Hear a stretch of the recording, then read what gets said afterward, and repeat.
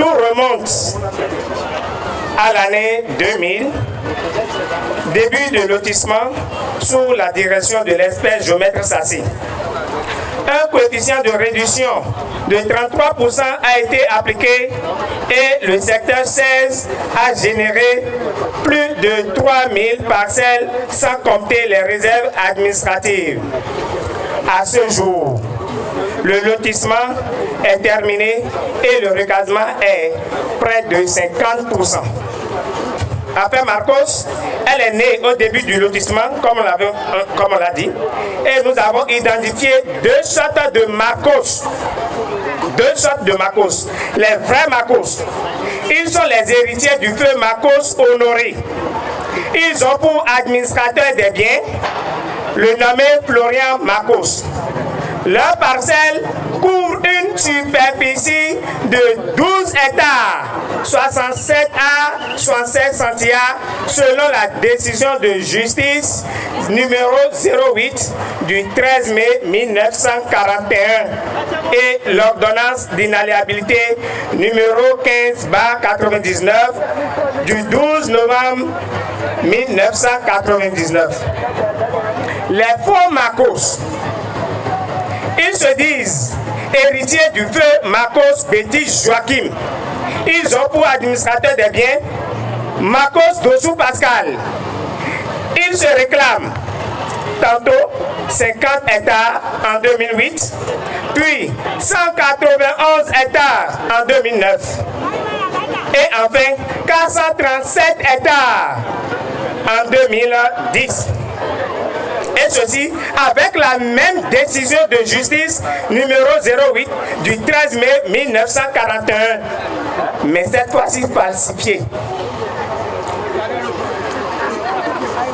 L'ordonnance d'exécution numéro 004 du 12 septembre 2014, Marcos Dossou Pascal est désigné administrateur des biens du feu Marcos Betty Joachim par ses pairs, et ceci sur la base du faux document confère jugement d'homologation numéro 88 du 2 mai 2005.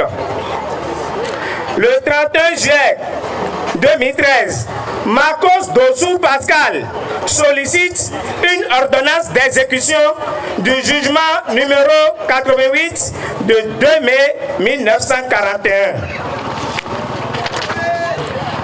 Courant février, tenez-vous tranquille, courant février 2014, Marcos Dossou Pascal et son frère Marcos Betty Gabriel décèdent tragiquement dans un accident de circulation à Cotonou.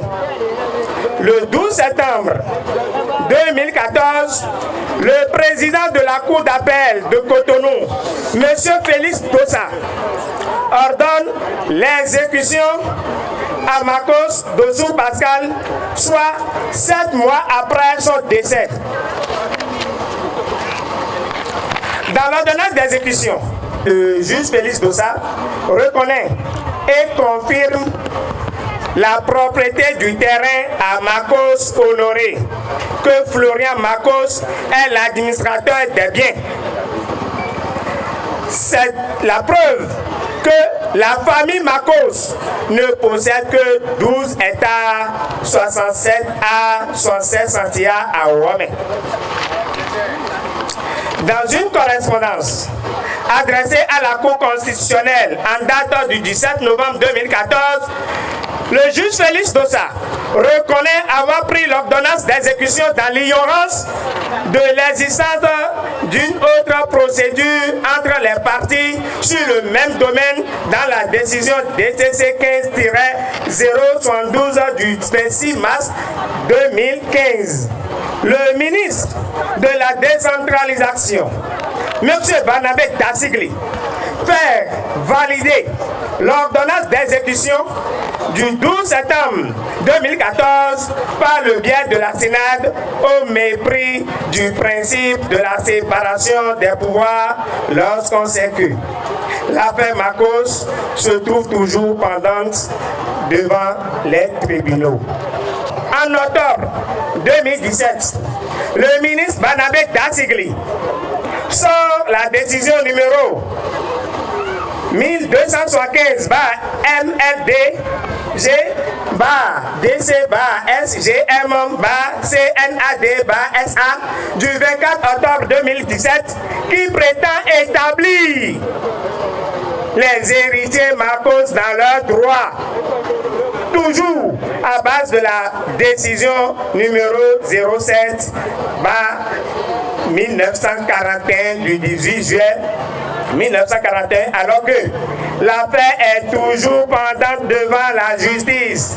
Voir attestation d'instance numéro 42 GEC TPI Abomey-Calavi 2015.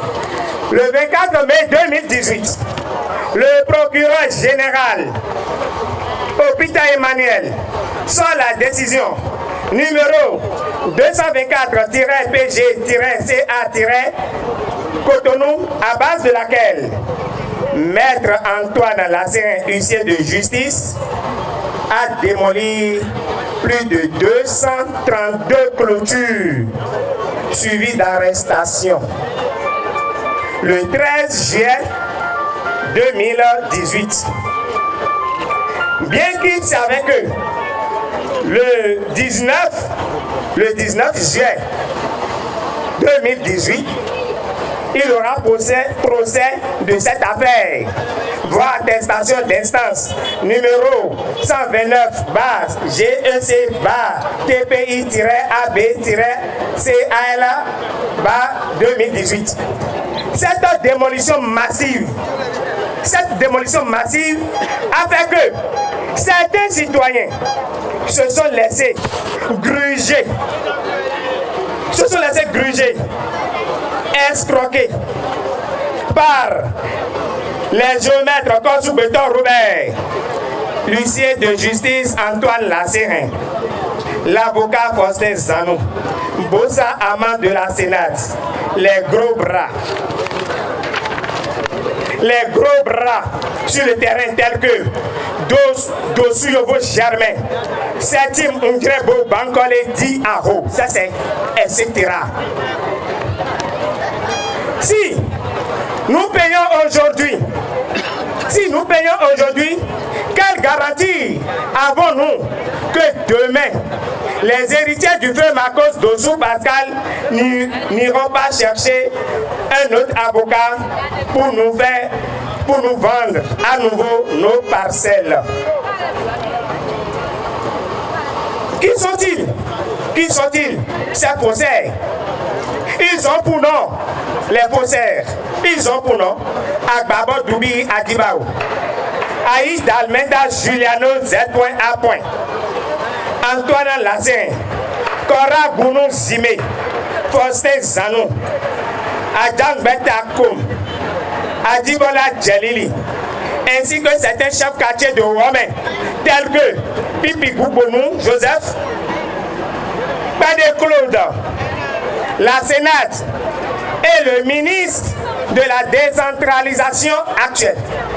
Leur objectif est de créer un scandale politico-foncier qu'on appelle ICC Marcos, dont le but est de gruger, d'escroquer et voler les populations de Romain, dépouiller les veuves, dépouiller les orphelins de leur héritage, les arrêter de suspension des travaux sur le domaine d'Imacos ont essayé tant soit peu de soulager les populations, mais là, ça n'a pas trop tiré. Le 20 mars 2018, le CB Dimon de Togoudo nous a fait lien soit transmis du procureur général de Calavi qui suspend travaux sur le domaine Marcos à Romain. Mais cette décision n'a pas été respectée par Aïd Almenda et Agbabo Doubi Adibao. Le 26 avril 2018, le préfet, M. Jean-Claude Kodia, sort un message par téléphone numéro 581 pour arrêter les travaux, mais à la grande surprise des populations, le même préfet sort un autre arrêté le 13 novembre passé, l'arrêté numéro 2092 pour lever de cette mesure de suspension et ordonne la reprise des travaux d'identification sur le domaine de Womé. L'affaire Makos, c'est quoi en définitive? Il s'agit d'un individu appelé Dossou Pascal Makos, qui se fait nommer frauduleusement administrateur des biens des États et des États élastiques qui appartiendraient à son grand-père. Il y a 3 ans, il s'est fait tuer dans un accident de circulation. Du port de sa tombe, il se fait délivrer une ordonnance d'exécution. Un mort se lève pour prendre une ordonnance d'exécution. Si nous refusions de lui payer des millions, il va nous déguerpir. Il va nous déguerpir, c'est Maître Antoine Lassirin. Il va nous déguerpir, c'est l'avocat Faustin Zanou. Il va nous déguerpir, c'est Agbabo Doubi Adibao. Il va nous déguerpir, c'est Aïd Almeida Juliano. Approche de solution. À la matière, nous invitons le chef de l'État lui-même, Excellence Président Patrice Talon, a légiféré par ordonnance, vivement l'ordonnance Talon, contre l'insécurité foncière au Bénin qui stipule les conflits ou litiges domaniaux dont les origines remontent à plus de 30 ans sont désormais interdits et proscrits en République du Bénin.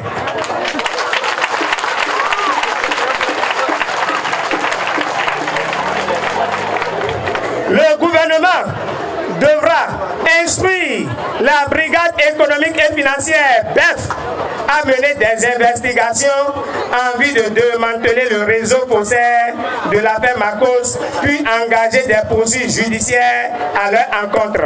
La Sénat devra reconduire le cabinet Sassé afin qu'il achève les travaux de recasement dans le secteur 16. Identifier tous les réserves administratives, marchés, l'école, centre de santé, centre de loisirs, etc. Et y a opposé des plaques. Les domaines publics doivent avoir de plaques. Les surplus de parcelles issus des 33% de cotisants de réduction seront reversés dans le patrimoine de la commune d'Abom et Calabi. Les surplus issus des 33% de coefficient de réduction devraient être reversés dans le patrimoine de la commune d'Abom et Calavi. Hélas, le maire Georges Bada a confirmé plusieurs et nettes fois que nous n'avons pas de réserve publique à Womé. Donc par conséquent, les voies seront bloquées bientôt. Les voies seront bloquées parce qu'il n'y a plus d'ouverture de voies.